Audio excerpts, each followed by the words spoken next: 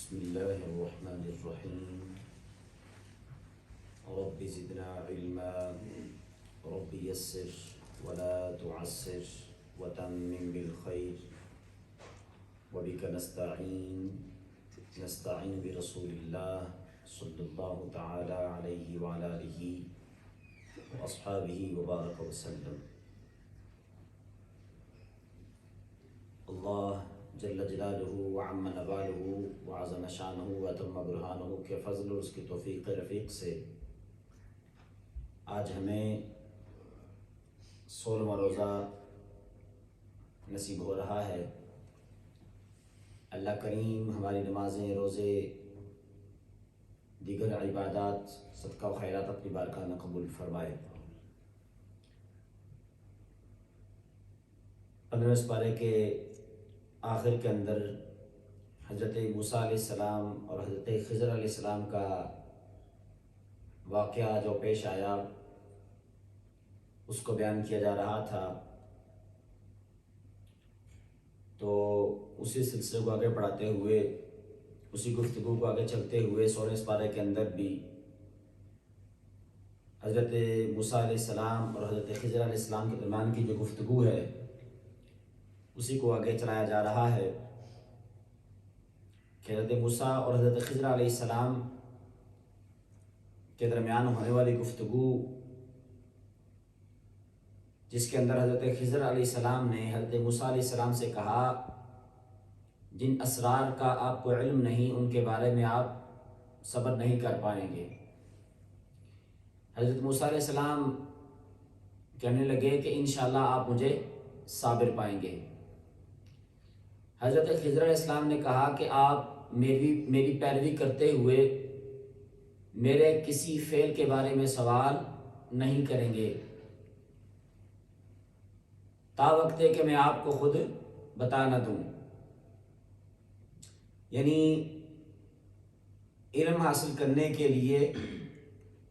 ادب ضروری ہے استاذ کا.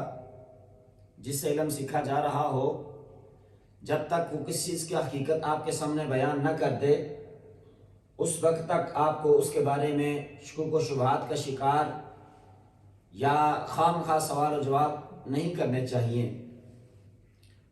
وقت آنے پر استاد اس کو بیان کر دیتا ہے، لہذا صبر اور تحمل کے ساتھ علم حاصل کرنا چاہیے، چاہے وہ علم دین ہو، علم دنیا ہو، یا کوئی فن بندہ سیکھ رہا ہو، کسی سے کوئی ہنر سیکھ رہا ہو. اگر کچھ سیکھنا ہے تو پھر ادب اور صبر کا دامن اپنے ہاتھ سے جانے نہیں دینا. تو یہاں پر بھی اسی بات کو بیان کیا جا رہا ہے. حضرت خضر علیہ السلام فرماتے ہیں کہ اے موسیٰ علیہ السلام، آپ نے میرے کسی ایکشن کے اوپر اعتراض نہیں کرنا، سوال نہیں کرنا جب تک میں آپ کو اس کا مطلب یا اس کی حقیقت سمجھا نہ دوں. تو چلتے چلتے حضرت خضر علیہ السلام، حضرت موسیٰ علیہ السلام دونوں جو ہیں ایک کشتی میں سوار ہوتے ہیں. تو حضرت خضر علیہ السلام اس کشتی میں سوراخ کر ڈالتے ہیں. موسیٰ علیہ السلام فوراً سوال کرتے ہیں کہ یہ تو آپ نے بہت بری بات کی ہے، اس سے تو سواریوں کو ڈوبنے کا خطرہ لاحق ہو سکتا ہے. کشتی کے اندر پانی آ جائے گا اور کشتی جو ہے ڈوب جائے گی، ہم بھی ڈوب جائیں گے، باقی جو سوار ہیں کشتی کے اندر وہ بھی ڈوب جائیں گے. تو حضرت خضر علیہ السلام نے کہا کہ میں نے آپ سے یہی تو کہا تھا کہ آپ صبر نہیں کر پائیں گے. موسیٰ علیہ السلام نے پھر کہا کہ میری بھول پر مجھے میری گرفت نہ فرمائیے اور میرے مشن کو مجھ پر دشوار نہ کیجیے. یہ بھی بات سمجھ آ گئی کہ اگر استاد ڈانٹ ڈپٹ دیتا ہے تو شاگرد کو فوراً بھاگنا نہیں چاہیے، اس کو پھر بھی استاد کا ادب اور احترام کرنا چاہیے. تو حضرت موسیٰ علیہ السلام حضرت خضر علیہ السلام سے کہتے ہیں کہ میری بھول پر میری گرفت نہ کیجیے اور میرے مشن کو مجھ پر دشوار نہ کیجیے، مجھے موقع دیجیے. تو پھر چلتے چلتے ان کی ملاقات ایک لڑکے سے ہوتی ہے. حضرت خضر علیہ السلام اس لڑکے کو قتل کر دیتے ہیں موسیٰ علیہ السلام پھر اعتراض کرتے ہیں کہ آپ نے ایک بے قصور شخص کو قتل کر دیا، آپ نے یہ بہت برا کام کیا ہے۔ تو پھر حضرت خضر علیہ السلام فرماتے ہیں کہ میں نے آپ سے کہا تھا کہ آپ میرے ساتھ صبر نہیں کر سکیں گے۔ پھر موسیٰ علیہ السلام کہتے ہیں کہ اس کے بعد اگر میں آپ سے سوال کروں تو بے شک مجھے اپنی صحبت سے دور کر دینا، اس کے بعد مجھے اگر اپنے ساتھ نہیں رکھنا تو کوئی مسئلہ نہیں ہے، لیکن اس کے بعد میں آپ سے سوال نہیں کروں گا، اور آپ کے پاس اس کا جواز ہوگا کہ آپ مجھے اپنے ساتھ نہ رکھیں۔ دو واقعات ہو گئے۔ پھر چلتے چلتے دونوں صاحبان جو ہیں ایک بستی کے پاس آئے، تو انہوں نے ان بستی والوں سے کھانا مانگا، انہوں نے کھانا دینے سے انکار کر دیا، میزبانی نہیں کی۔ اس کے باوجود اس گاؤں کی ایک دیوار گرنے والی تھی، تو حضرت خضر علیہ السلام نے اسے اپنے دست مبارک سے ٹھیک کر دیا۔ موسیٰ علیہ السلام نے کہا کہ اتنے عجیب لوگ ہیں، اتنے بے لحاظ لوگ ہیں کہ آپ نے لوگوں سے اپنی مزدوری بھی نہیں لی، کم از کم آپ ان سے مزدوری لے لیتے۔ انہوں نے ہمیں کھانا نہیں دیا، پانی تک نہیں پوچھا، اور آپ نے ان کی ہیلپ جو ہے بغیر کسی اجرت کے کر دی۔ یہ دیوار تو ٹھیک ہے آپ نے ٹھیک کر دیا، کم از کم اس کی مزدوری تو لے لیتے۔ تو حضرت خضر علیہ السلام فرماتے ہیں کہ اب آپ کے اور میرے راستے جدا ہیں، یعنی تین آپ نے وارننگ دی، تین واقعات آئے، تین واقعات کے بعد آپ نے فرمایا کہ اب میں اور تم جدا ہے، اب تو میرے ساتھ نہیں رہ سکتا۔ لیکن جانے سے پہلے میں تمہیں ان تینوں کی حقیقت بتانا چاہتا ہوں، یعنی میں نے کشتی کے اندر سوراخ کیوں کیا، اس بچے کو قتل کیوں کیا، اور پھر جو ہے اس دیوار کو سیدھا کیوں کیا۔ تو حضرت خضر علیہ السلام فرماتے ہیں کہ کشتی سمندر میں کام کرنے والے مسکین لڑکوں کی تھی،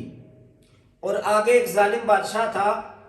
جو ہر صحیح اور سالم کشتی کو زبردستی سے ان سے چھین لیتا تھا۔ تو میں نے اس کشتی کے اندر سوراخ کر کے اس کو عیب دار بنا دیا، اس کو فولٹی بنا دیا، تاکہ وہ بادشاہ ان کی کشتی کو چھین نہ سکے، لے نہ لے۔ یہ حکمت تھی اس کے اندر۔ پھر جس لڑکے کو قتل کیا گیا، اس لڑکے کے ماں باپ مومن تھے، اور اس بات کا خدشہ تھا، اندیشہ تھا کہ بڑے ہو کر ان کو سرکشی اور کفر میں مبتلا کر دے گا یہ بچہ، اس لیے میں نے اس کو قتل کر دیا، اور اللہ تبارک و تعالیٰ اس کے بدلے ان کو زیادہ پاکیزہ اور رحم دل بیٹا عطا فرمائے گا۔ تیسرا واقعہ ہے دیوار کو سیدھا کرنے کا۔ آپ نے فرمایا کہ دیوار دو یتیم لڑکوں کی تھی، اس کے نیچے ان کا خزانہ دفن تھا، اور ان دونوں بچوں کا باپ ایک نیک صالح شخص تھا۔ تو آپ کے رب نے چاہا کہ وہ جوان ہو کر اپنے رب کی رحمت سے اپنا خزانہ نکال لیں، اس لیے میں نے اس کی دیوار کو سیدھا کر دیا۔ اگر ان کی دیوار کو سیدھا نہ کیا ہوتا تو خزانہ ظاہر ہو جاتا، تو لوگ خزانہ لوٹ کر لے جاتے۔ یہ تینوں کام میں نے اپنے کسی رائے سے نہیں کیے، یعنی اللہ تبارک و تعالیٰ کا حکم تھا، اس لیے میں نے یہ سارے کام کیے ہیں۔ لیکن اللہ تبارک و تعالیٰ کے حکم سے جو کچھ ہوا ہے۔ پھر حضرت خضر علیہ السلام فرماتے ہیں آپ چونکہ صبر نہیں کر سکے اور جلد بازی کے اندر سوال کر بیٹھے ہیں، لہذا میرا اور آپ کا راستہ جدا ہے، یہاں تک میرا اور آپ کا ساتھ تھا، اب میں اور آپ جدا ہو جائیں گے۔ اس کے بعد آیت نمبر 33، اس سے حضرت ذوالقرنین کا واقعہ آتا ہے کہ اللہ تبارک و تعالیٰ نے ذوالقرنین کو زمین کے اندر اقتدار عطا فرمایا۔ وہ ایک مہم پر نکلے، اور جہاں سے طلوع آفتاب ہوتا ہے، جہاں سے سورج نکلتا ہے، وہاں تک پہنچے، یہ دنیا کے کونے پر پہنچ گئے۔ وہاں دیکھا کہ ایک ایسی قوم ہے جن پر سورج پوری آب و تاب کے ساتھ چمک رہا تھا۔ پھر وہاں سے نکلے، ایک اور مہم پہ نکلتے ہیں، مہم پر، اور دو پہاڑوں کے درمیان جا کر پہنچتے ہیں، اور ان پہاڑ کے اس پار ایک قوم ایسی تھی جو کوئی بات نہیں سمجھتی تھی۔ انہوں نے کہا کہ اے ذوالقرنین، یاجوج اور ماجوج زمین کے اندر فساد کر رہے ہیں، ہم آپ کو کچھ سامان مہیا کرتے ہیں کہ آپ ہمارے اور ان کے درمیان ایک مضبوط دیوار بنا دیں۔ ذوالقرنین کہنے لگے کہ اللہ تبارک و تعالی نے مجھے طاقت عطا فرمائی ہے اور میں تمہارے اور ان کے درمیان ایک مضبوط دیوار بنا دوں گا، یعنی یاجوج ماجوج جو ہیں ان سے بچنے کے لیے، ان سے حفاظت کے لیے میں ایک مضبوط دیوار بنا دوں گا۔ اس دیوار میں لوہا اور تانبا بھی پگھلایا تاکہ وہ دیوار ناقابل شکست ہو، پھر یاجوج ماجوج اس دیوار پر چڑھ نہ سکیں۔ یعنی یہ سارا واقعہ اللہ تبارک و تعالیٰ قرآن کریم کے اندر بیان فرما رہا ہے۔ اب یاجوج ماجوج کا ذکر اختصار کے ساتھ بات کر دیتا ہوں کہ وہ چونکہ فساد کرتے تھے زمین کے اندر، لوگوں کے اموال کو نقصان کرتے تھے، تو لوگوں نے جو حضرت ذوالقرنین سے شکایت کی، ریکویسٹ کی کہ آپ ہمارا یہ مسئلہ حل کرتے ہیں، تو انہوں نے حل کر دیا۔ اب وہ یاجوج ماجوج جو اس دیوار کے پیچھے ہی رہتے ہیں، اس دیوار کو پھلانگ کر یا اس دیوار کو چڑھ کر یا اس دیوار کو کاٹ کر توڑ کر کسی بھی صورت میں اپنی حد کو کراس نہیں کرتے ہیں۔ جب اللہ تبارک و تعالیٰ کا حکم ہوگا تو یہ دیوار خود بخود ٹوٹ جائے گی، یا بعض روایت کے اندر آتا ہے کہ یاجوج ماجوج دن رات اس دیوار کو توڑنے میں لگے رہتے ہیں، دیوار کو توڑنے میں لگے رہتے ہیں۔ جیسے ہی رات کا اندھیرا چھاتا ہے وہ کہتے ہیں چلو اتنی ہوگی یا باقی کا لا کر لیں گے، لیکن جب اللہ تبارک و تعالیٰ کو حکم ہوگا وہ ہوتا کیا ہے کہ وہ جب چلے جاتے ہیں دوبارہ اللہ تبارک و تعالیٰ اس دیوار کو مکمل فرما دیتا ہے، اور پھر جو ہے دوبارہ وہ آتے ہیں اگلے دن، اسی طرح سلسلہ چلتا رہتا ہے۔ لیکن اس بات کو آپ یقیدہ نہ بنائیے گا، یہ بعض روایت کے اندر آیا ہے، لیکن اللہ تبارک و تعالیٰ کے بندے ذوالقرنین کہتے ہیں کہ جب اللہ کا حکم ہوگا تو اللہ تبارک و تعالیٰ اس کو توڑ دے گا، اس کو گرا دے گا، اس کو نیست و نابود فرما دے گا، ریزہ ریزہ کر دے گا۔ پھر یہ یاجوج ماجوج جو ہیں دنیا کے اندر آئیں گے اور آ کر جو کچھ ملے گا کھائیں گے پیئیں گے، پوری دنیا کے سمندروں کا پانی پی جائیں گے، پھر بھی ان کی پیاس نہیں بجھے گی۔ اللہ تبارک و تعالیٰ نے فرمایا کہ اگر سارے سمندر اور ان جیسے اور بھی آ جائیں، مل کر روشنی بنائیں، یعنی انک بنا لیں، تو میرے رب کے کلمات لکھنا شروع کر دیں، تو اللہ تبارک و تعالیٰ اس سورت کے آخر میں فرماتا ہے اگر ساری کائنات مل کر پوری دنیا کے سمندر کے پانی اکٹھے کیے جائیں، ان کی سیاہی بنائی جائے اور پھر درختوں کو کاٹ کر ان کے قلم بنائے جائیں اور اللہ تبارک و تعالیٰ کی حمد و ثنا لکھی جائے، اللہ کے کلمات لکھے جائیں، تو اللہ فرماتا ہے پھر بھی ممکن ہے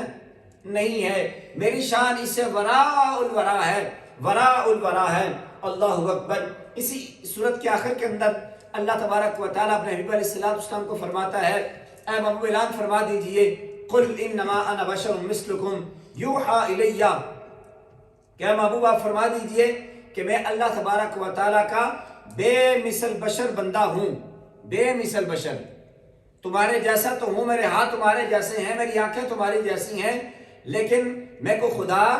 نہیں ہوں، میں خدا کا بندہ ہوں، خدا کا رسول ہوں۔ اس اللہ تبارک و تعالیٰ نے مجھ پر وحی کا نزول فرمایا، وحی کا نزول فرماتا ہے، بس یہ مجھے خدا نہ سمجھیں اور مجھے اللہ تبارک و تعالیٰ کا بندہ سمجھ لیجئے، جو بھی کچھ میں کرتا ہوں اللہ تبارک و تعالیٰ کے حکم سے ہی ہوتا ہے۔ اس کے بعد سورہ مریم کا آغاز ہے۔ سورہ مریم کے اندر اس بات کا بیان کیا جا رہا ہے کہ اللہ تبارک و تعالیٰ نے حضرت زکریا علیہ السلام کو بیٹے یعنی یحییٰ علیہ السلام کی بشارت عطا فرمائی۔ حضرت یحییٰ علیہ السلام نے یحییٰ علیہ السلام کو اللہ تبارک و تعالیٰ نے نبوت عطا فرمائی اور کتاب عطا فرمائی۔ اللہ فرماتا ہے کہ وہ پاکیزہ اور متقی ماں باپ کے ساتھ نیکی کرنے والے تھے، ان پر پیدائش کے دن سلامتی ہو اور وفات کے دن بھی سلامتی ہو، اور جب قیامت کے دن اٹھایا جائے گا اس دن کی ان کے اوپر سلامتی ہو۔ اس سے یہ معلوم ہوتا ہے کہ نبی کی ولادت کے دن ان پر سلام بھیجنا یہ اللہ تبارک و تعالیٰ کی سنت ہے۔ اس کے بعد حضرت مریم علیہ السلام کا ذکر آتا ہے۔ کہ وہ گھر والوں سے دور چلی گئی، باپردہ جگہ اختیار کیا، اور پھر ان کے پاس ایک فرشتہ جو ہے انسانی شکل میں آتا ہے اور یہ آ کر کہتا ہے کہ میں آپ کے رب کا بھیجا ہوا ہوں، اس نے آپ کو پاکیزہ لڑکا دینے کی بشارت دی ہے۔ وہ فرشتہ آ کر کہتا ہے کہ میں تمہیں اللہ تبارک و تعالیٰ کی طرف سے آیا ہوں اور تمہیں ایک لڑکے کی خوشخبری دینے آیا ہوں۔ حضرت مریم علیہ السلام علیہ السلام جو ہے ان کی ابھی شادی نہیں ہوئی، ان کا نکاح نہیں ہوا، اور اللہ تبارک و تعالیٰ کا فرشتہ ان کے پاس آ کر ان کو بشارت دیتا ہے۔ حضرت مریم کہتی ہیں کہ میرے ہاں لڑکا کیسے ہوگا، حالانکہ مجھے تو کسی انسان نے ابھی تک ٹچ نہیں کیا، مجھے تو چھوا تک نہیں ہے، اور نہ ہی میں نے کوئی گناہ کیا ہے، نہ ہی میں بدکار ہوں۔ تو فرشتہ کہنے لگا یہ اللہ تبارک و تعالیٰ کے لیے بہت آسان چیز ہے، اللہ تبارک و تعالیٰ آپ کے اس بیٹے کو لوگوں کے لیے نشانی بنائے گا، اور اللہ کا یہ فیصلہ طے ہو چکا ہے۔ اللہ تبارک و تعالیٰ نے فیصلہ فرما دیا کہ آپ کو جو ہے بیٹا عطا ہوگا، اور وہ اللہ تبارک و تعالیٰ کی عطا سے ہوگا، اور بن باپ کے وہ بیٹا پیدا ہوگا۔ تو اسی طرح جیسے ہی وہ پھونک مارتے ہیں، فرشتہ جو پھونک مارتا ہے تو حضرت مریم علیہ السلام جو ہیں ان کو حمل ہو جاتا ہے، اور اگلے لمحے ان کو درد ذیل شروع ہو جاتا ہے، یعنی پیدائش کا درد۔ ایک دور مقام پر کھجور کے درخت کے پاس چلی جاتی ہیں اور کہتی ہیں کہ کاش میں اس سے پہلے مر جاتی، میں بولی بسری ہو جاتی، یعنی اس تکلیف کی وجہ سے یہ جو ہے جب انسان کو تکلیف ہوتی ہے تو اس طرح کے الفاظ انسان سے نکلتے ہیں۔ تو فرشتہ ندا دیتا ہے کہ آپ غمگین نہ ہو، آپ کے نیچے اللہ تبارک و تعالی نے نہر جاری فرمائی ہے، آپ کھجور کے درخت کو ہلائیں تو آپ کے اوپر تر و تازہ کھجوریں گریں گی۔ اب یہاں پر قابل غور بات یہ ہے کہ حضرت مریم علیہ السلام جو ہیں وہ حاملہ ہوئی ایک سیکنڈ کے اندر، اگلے سیکنڈ کے اندر ان کو پیدائش کا درد ہوتا ہے، اور جب عورت کو تکلیف ہوتی ہے تو انسان جو عورت ہے وہ انتہائی کمزور ہو چکی ہوتی ہے، لیکن اللہ تبارک و تعالیٰ کی طرف سے حکم ہو رہا ہے کہ آپ کھجور کے درخت کو ہلائیں، اور کھجور کے درخت کو اتنے زور سے ہلائیں کہ کھجور کی جو کھجوریں ہیں وہ آپ کے پاس گرنا شروع ہو جائیں۔ ایک بات یہ ہے کہ اللہ تبارک و تعالیٰ نے حضرت مریم علیہ السلام کو اتنی طاقت عطا فرمائی تھی، باوجود اس بات کے کہ ابھی انہوں نے بچے کو پیدا کیا ہے اور وہ کمزوری کی حالت میں ہیں، لیکن اللہ تبارک و تعالیٰ کی نیک بندی کے اوپر اللہ تبارک و تعالیٰ کی رحمت ایسی ہے، اللہ فرماتا ہے کہ میں نے آپ کو اتنی طاقت دی ہے کہ آپ کھجور کے درخت کو ہلائیں گی تو کھجور سے تازہ کھجوریں آپ کے پاس آئیں گی، آپ نے ان کو استعمال کرنا ہے، آپ نے ان کو کھانا ہے، اور ساتھ نہر جاری فرما دی اللہ تبارک و تعالیٰ نے، اس نہر سے آپ نے پینا ہے، تو اللہ تبارک و تعالیٰ آپ کی جتنی بھی تکلیف ہے اس کو دور فرما دے گا۔ دوسری طرف بات یہ ہے کہ علماء فرماتے ہیں، تفسیر کے اندر یہ بات موجود ہے کہ وہ درخت بالکل سوکھا ہوا تھا، موسم نہیں تھا، اور کھجور کا درخت تھا وہ سوکھا ہوا تھا۔ جیسے ہی اللہ تبارک و تعالیٰ کی نیک بندی حضرت مریم علیہ السلام اس درخت کو ہاتھ لگاتی ہیں، اس ہاتھ لگانے کی دیر تھی کہ اللہ تبارک و تعالیٰ نے اس درخت کو پھلوں سے بھر دیا، یعنی تازہ کھجوریں وہاں پر پیدا ہو گئیں، اور پھر فرشتہ کہتا ہے کہ کھائیں پیئیں اور اپنی آنکھوں کو ٹھنڈا کیجئے، یعنی آپ اپنے بیٹے کی زیارت کیجئے، ان کو دیکھیے، اللہ تبارک و تعالیٰ نے کتنا سونا پتر آپ کو عطا فرمایا ہے، اس سونے پتر کو دیکھ کر اور کھجوریں کھا کر اور نہر کا پانی پی کر جو اللہ تبارک و تعالیٰ نے خاص آپ کے لیے جاری فرمائی ہے اس کو پی کر اپنی آنکھوں کو ٹھنڈا کیجئے۔ آگے اللہ تبارک و تعالیٰ کا فرشتہ یہ کہتا ہے کہ اگر کوئی بندہ آپ سے سوال کرے کہ اے مریم تو نے بچہ کہاں سے لایا، تیری تو شادی بھی نہیں ہوئی، اور تیری ماں بری نہیں، تیرا باپ برا نہیں، بڑے نیک گھرانے سے تیرا تعلق ہے، اور بغیر شادی کے تو نے بچہ کہاں سے پیدا کر لیا، تو فرشتہ کہتا ہے کہ آپ نے کیا کہنا ہے کہ میں نے خاموشی کا روزہ رکھا ہوا، چپ کا روزہ رکھا ہوا ہے، میں خود بات نہیں کروں گی، اور پھر آپ نے اس بچے کی طرف اشارہ کر دینا ہے۔ حضرت مریم علیہ السلام حضرت عیسیٰ علیہ السلام کو اٹھا کر قوم کے پاس آتی ہیں تو قوم سوال کرتی ہے کہ مریم یہ بچہ کہاں سے آ گیا، یا اخت ہارون ما کان ابوک امرأ سوء وما کانت امک بغیہ، کہ ہارون کی بہن یعنی ہارون سے مراد یہ تھا کہ وہ نیک بندہ جو تھا تو اس کی طرف نسبت کی جاتی تھی کہ تو اتنی نیک پارسا خاتون ہے کہ تیری نیکی کو کوئی مثال نہیں ملتی، اور تیری ماں بھی نیک ہے، تیرا باپ بھی نیک ہے، اور تو نے یہ بچہ کہاں سے پیدا کر لیا؟ تو حضرت مریم علیہ السلام فرماتی ہیں کہ میں نے خاموشی کا روزہ رکھا ہوا ہے، جو بھی بات کرنی ہے اس بچے سے کیجئے۔ بچہ گود میں اٹھایا ہوا ہے تو اللہ تبارک و تعالیٰ کو حکم تھا کہ آپ نے یہ ایسا فرمانا ہے کہ میرے بچے سے بات کیجئے۔ تو وہ کہتے ہیں کہ بچے سے ہم کیسے بات کریں گے، یہ تو بچہ ہے، ہم اس کے ساتھ بات کیسے کریں گے؟ تو اللہ تبارک و تعالیٰ نے اس بچے یعنی حضرت عیسیٰ علیہ السلام کو قوت گویائی عطا فرمائی، اور وہ اپنی ماں کی پاسداری، اپنے ماں کی پاکیزگی اور اللہ تبارک و تعالیٰ کی عطا کردہ جو عطائیں ہیں ان کو بیان کرتے ہوئے کہتے ہیں انی عبداللہ، ارے آؤ میں تمہارے ساتھ بات کرتا ہوں، تم کہتے ہو میں بات نہیں کر سکتا، انی عبداللہ، میں اللہ تبارک و تعالیٰ کا بندہ ہوں۔ اور یہ دیکھیے نکتے کی بات یہ ہے کہ ابھی کوئی کسی نے دعویٰ نہیں کیا کہ عیسیٰ علیہ السلام اللہ کے بیٹے ہیں، کسی نے یہ دعویٰ نہیں کیا کہ عیسیٰ علیہ السلام خدا ہیں، لیکن عیسیٰ علیہ السلام زمین پر آتے ہوئے پیدائش کے فوراً بعد ہی پہلا جو اعلان فرما رہے ہیں وہ کہتے ہیں کہ انی عبداللہ، مجھے خدا نہ کہنا، مجھے جو ہے اللہ کا بیٹا نہ کہنا، بلکہ میں اللہ تبارک و تعالیٰ کا بندہ ہوں، اس نے مجھے کتاب و نبوت عطا فرمائی ہے اور مجھے برکت والا بنایا ہے، اور زندگی بھر نماز اور زکوٰۃ ادا کرنے کا مجھے حکم عطا فرمایا ہے، اور میں اپنی والدہ کا فرما بردار ہوں۔ اللہ تبارک و تعالیٰ نے مجھے اپنی ماں کا فرما بردار بنایا ہے۔ اب نقطہ یہ بھی سمجھ آ گیا کہ جو لوگ یہ کہتے ہیں کہ نعوذ باللہ عیسیٰ علیہ السلام خدا ہیں یا خدا کے بیٹے ہیں، ان دونوں کا رد حضرت عیسیٰ علیہ السلام کے اپنے قول سے ہو جاتا ہے کہ عیسیٰ علیہ السلام نے فرما دیا انی عبداللہ، میں اللہ تبارک و تعالیٰ کا بندہ ہوں، نہ میں خدا ہوں نہ میں خدا کا بیٹا ہوں۔ اسی طرح سلسلہ چلتے ہوئے آگے اس واقعے کو بیان ہوا۔ اس کے بعد مختلف انبیاء علیہ السلام کا ذکر ہے۔ اسماعیل علیہ السلام کا ذکر ہوا کہ اسماعیل علیہ السلام کو وعدے کا سچا رسول فرمایا گیا، اور اللہ تبارک و تعالیٰ کا رسول، اللہ تبارک و تعالیٰ کا نبی اور پسندیدہ نبی قرار دیا گیا۔ ادریس علیہ السلام کو صدیق نبی قرار دیتے ہوئے اللہ تبارک و تعالیٰ فرماتا ہے ہم نے ان کو بلند مقام پر اٹھا لیا۔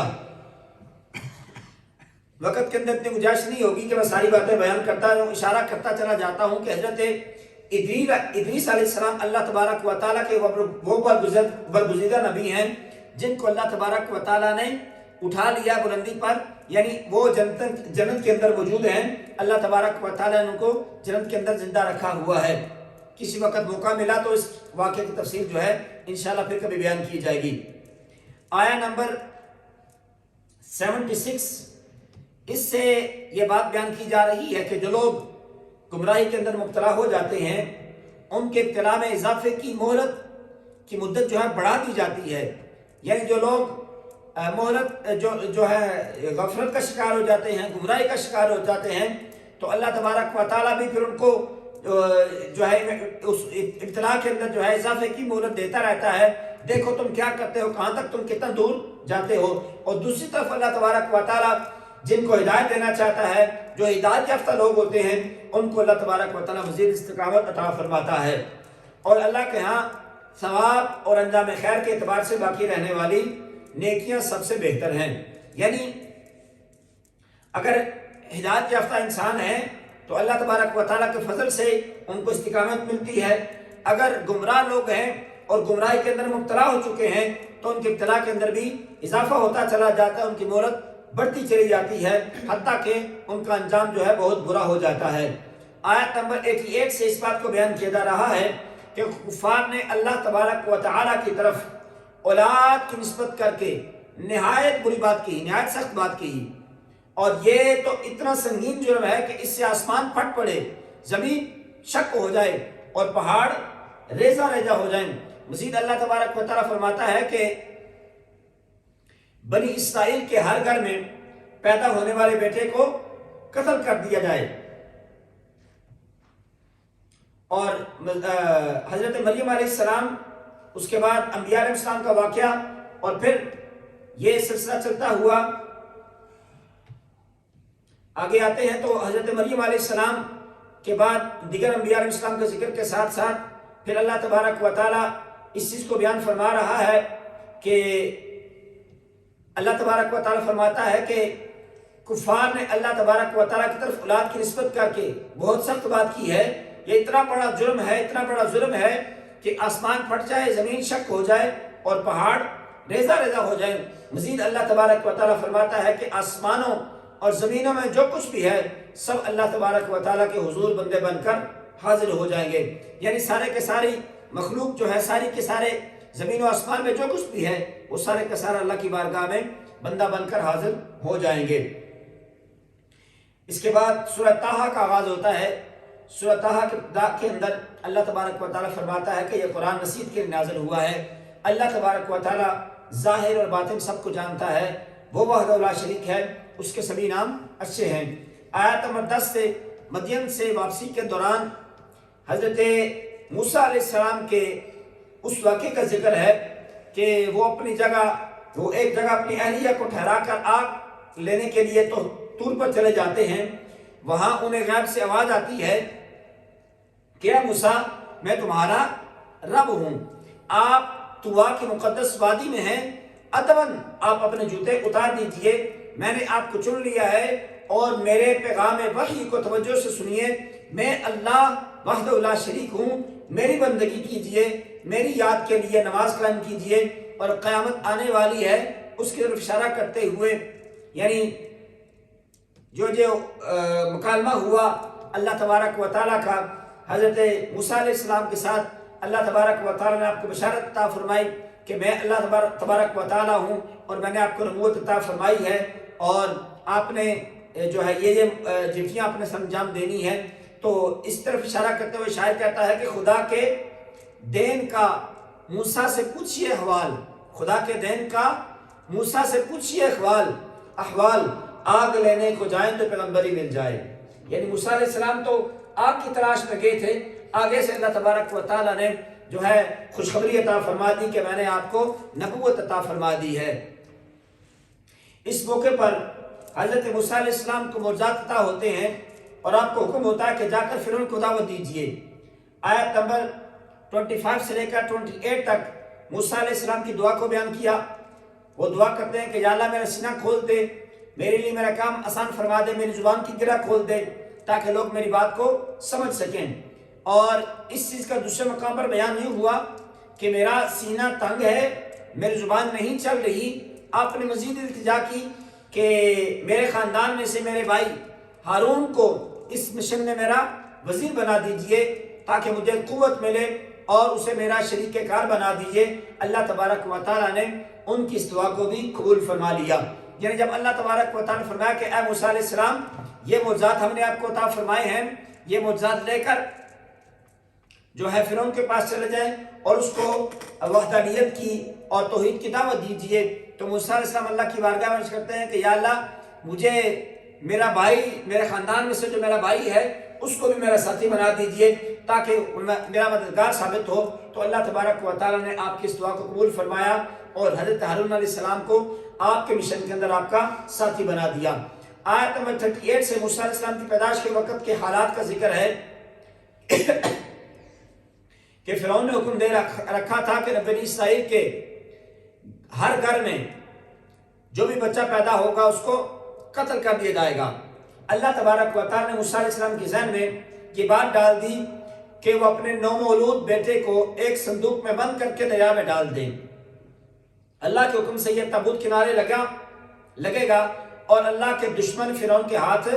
لگ جائے گا. موسیٰ علیہ السلام کی والدہ نے ایسا ہی کیا کہ رب کی نگرانی میں موسیٰ علیہ السلام کی پرورش ہو. آپ نے رات کو بھی سنا کہ اللہ تبارک و تعالیٰ نے حضرت موسیٰ علیہ السلام کی حفاظت کیسے فرمائی. یعنی اللہ تبارک و تعالیٰ جسے رکھے اس کے کوئی چھیڑ نہیں سکتا، اس کے کوئی مار نہیں سکتا، اور جسے اللہ تبارک و تعالیٰ مارے اسے کوئی بچا نہیں سکتا. اب موسیٰ علیہ السلام کو اللہ تبارک و تعالیٰ یہ اعزاز عطا فرما رہا ہے کہ جس دشمن کو انہوں نے فنا کرنا ہے، برباد کرنا ہے، اسی کے گھر میں ان کی پرورش ہو رہی ہے.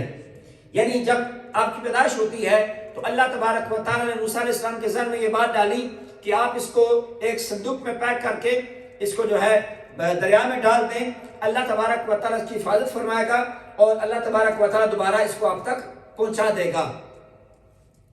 تو اسی طرح ہی ہوا کہ اللہ تبارک و تعالیٰ نے پھر وہ منظر دکھایا کہ حضرت موسیٰ علیہ السلام کی جو ہے پرورش وہ جو ہے فرعون کے گھر میں ہی ہوتی ہے۔ پھر یہ سلسلہ چلتے ہوئے آیت نمبر 43 سے موسیٰ علیہ السلام اور ہارون علیہ السلام کو حکم دیا جاتا ہے کہ آپ دونوں فرعون کے پاس جائیں اور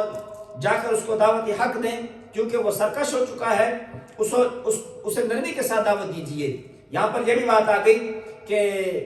اگر کوئی بندہ سرکش ہو جائے، کوئی سخت مزاج ہو، تو اس کے پاس دعوت دینی ہو تو پھر اس کے ساتھ جو ہے نرمی والا معاملہ کرنا چاہیے، نرمی کے ساتھ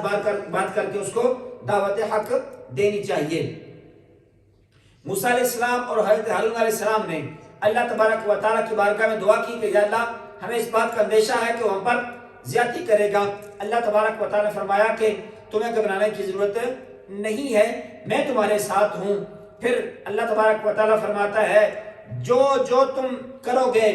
جہاں جہاں بھی تم جاؤ گے، میں تمہیں سن بھی رہا ہوں گا اور تمہیں دیکھ بھی رہا ہوں گا۔ تم بس میرا پیغام لے کر فرعون کے پاس چلے جاؤ، فرعون تمہارا کچھ بھی نہیں بگاڑ سکتا۔ اللہ تبارک و تعالیٰ نے حضرت موسیٰ علیہ السلام اور حضرت ہارون علیہ السلام دونوں کو بھیجا، اور پھر جو ہے وہ دونوں فرعون کے پاس جاتے ہیں اور کہتے ہیں کہ ہم اللہ تبارک و تعالیٰ کے رسول ہیں، بنی اسرائیل کو اذیت نہ دو اور انہیں ہمارے ساتھ بھیج دو۔ فرعون چونکہ اللہ کی ذات کے بارے میں جو ہے یقین نہیں رکھتا تھا، تو اس نے حضرت موسیٰ علیہ السلام سے اور حضرت ہارون علیہ السلام سے مجادلہ کیا کہ ان پر جادو ہونے کا الزام لگایا، اور پھر اپنے جادوگروں کو بلا کر مقررہ دن پر مقابلے کا چیلنج دیا۔ اس کی تفصیل پچھلی صورتوں میں گزر چکی ہے، تو یہاں پر دوبارہ ذکر کرنے کی ضرورت نہیں ہے۔ حتیٰ کہ آپ نے سنا کہ جادوگر جو ہے ناکام ہوئے، اور پھر جادوگروں نے حضرت موسیٰ علیہ السلام کی وجہ سے اللہ تبارک و تعالیٰ کی ذات پر ایمان بھی قبول فرما لیا۔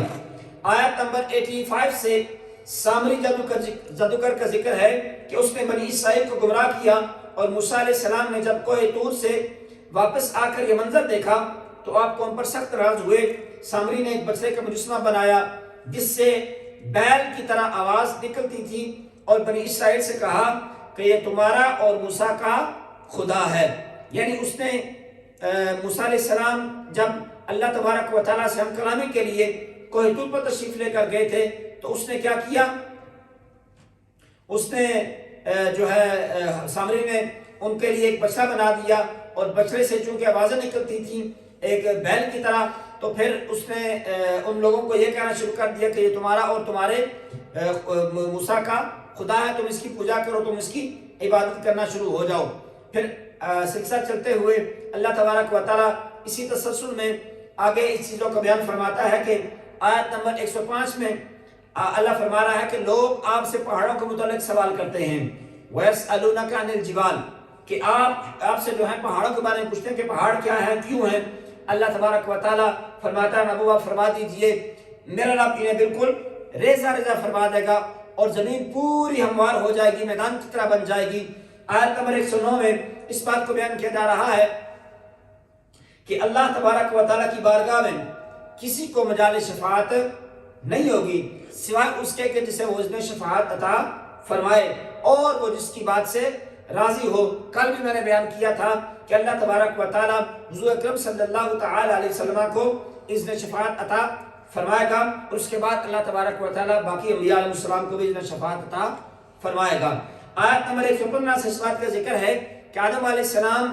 جو جنت میں درخت کے قریب چلے گئے، یہ ان کی بھول اور اجتہادی خطا تھی، انہوں نے قصداً اللہ تبارک و تعالیٰ کے حکم کی عدولی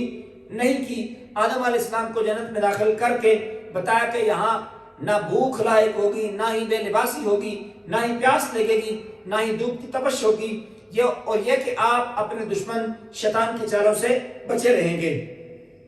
اس مقام پر قرآن نے اس موضوع کو بڑے دوبارہ سے اسی بات کو بیان کیا کہ شیطان نے وسوسہ ڈالا، اور وسوسہ ڈال کر اپنے آپ کو بڑا مخلص اور بڑا ہمدرد ہونے کا جو ہے جتایا کہ حضرت آدم علیہ السلام کو کہنے لگا کہ میں تو آپ کا ہمدرد ہوں، میں تو آپ کا بڑا مخلص ہوں، لہذا آپ کو اس درخت سے جو منع کیا گیا تھا وہ کسی اور وجہ سے منع کیا گیا تھا، آپ اس درخت کو کھا سکتے ہیں، یعنی انہوں نے ان کو ورگلانے کی کوشش کی۔ لیکن پہلے بھی میں نے مسئلہ بیان کیا تھا پہلے دن پہلے سپارے کے اندر کہ حضرت آدم علیہ السلام نے جو دانہ کھایا یا جو پھل کھایا وہ شیطان کے بہکاوے میں آ کر نہیں کھایا، شیطان کا داؤ آدم علیہ السلام پر نہیں چلا، اس نے کوشش کرتا رہا، لیکن آدم علیہ السلام پر شیطان کا داؤ نہیں چلا۔ اگر آدم علیہ السلام نے وہ دانہ کھایا ہے تو وہ شیطان کے بہکاوے میں آ کر نہیں، بلکہ ایک اجتہادی خطا تھی، اللہ تبارک و تعالیٰ کی طرف سے ان کو بھلا دیا گیا، اور اللہ تبارک و تعالیٰ کی طرف سے ایسا ہونا تھا، یہ تقدیر میں لکھا ہوا تھا، تو پھر یہ معاملہ سارا کا سارا پیش آیا۔ پھر اللہ تبارک و تعالیٰ نے ان کو توبہ کی توبہ جو ہے ان کی توبہ کو قبول فرمایا، اور جنت سے اللہ تبارک و تعالیٰ نے انہیں زمین پر بھیج دیا۔ پھر یہ سلسلہ چلتے ہوئے آیت نمبر 124 سے اللہ تبارک و تعالیٰ یہ فرماتا ہے کہ جو بندہ ہماری یاد سے غافل رہے گا ہم اس کے لیے معیشت تنگ کر دیں گے، اور اسے قیامت کے دن اندھا اٹھایا جائے گا، اور وہ کہے گا میرے رب تو نے مجھے اندھا کیوں اٹھایا، حالانکہ میں تو اندھا نہیں تھا۔ اللہ تبارک و تعالیٰ فرمائے گا تمہارے پاس میری نشانیاں آئی تھیں جنہیں تو نے نظر انداز کیا، آج اسی طرح تمہیں بھی نظر انداز کر دیا جائے گا۔ یعنی دنیا میں رہتے ہوئے اللہ تبارک و تعالیٰ فرماتا ہے کہ میں نے تمہیں انبیاء علیہ السلام کو بھیجا تمہارے پاس نشانیوں کو بھیجا، اور تم ان کو دیکھنے کے باوجود میری ذات پر ایمان نہیں لائے، تم اس وقت اندھے بنے رہے۔ آج جب تم میری بارگاہ میں آ رہے ہو تو اللہ تبارک و تعالیٰ فرماتا ہے میں اس لیے تمہیں اندھا بنا کر لا رہا ہوں، اور آج تمہیں اگنور کیا جائے گا، تمہیں نظر انداز کر دیا جائے گا، اور تمہاری کسی بات کو بھی تسلیم نہیں کیا جائے گا، کسی بہانے کو بھی تسلیم نہیں کیا جائے گا۔ اس کے بعد اللہ تبارک و تعالیٰ فرماتا ہے کہ ہم تمہیں رزق عطا فرماتے ہیں، ہم تم سے رزق مانگتے نہیں، ہم تو یہ کہتے ہیں کہ تم بس اللہ تبارک و تعالیٰ کی وحدہ لا شریک کی بندگی کے اندر